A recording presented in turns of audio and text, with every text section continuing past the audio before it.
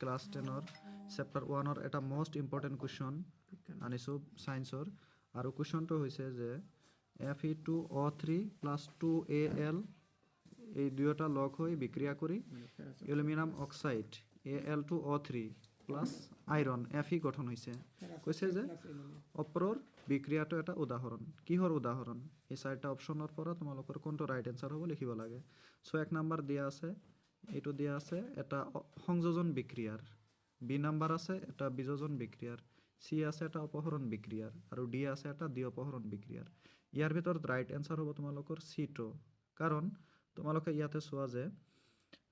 এই আইৰণতকৈ অৰ্থাৎ Fe-তকৈ Al অৰ্থাৎ এলুমিনিয়ামটো বেছি সক্ৰিয় সো সেই কাৰণে ইয়াতে এই আইৰণক আঁতৰাই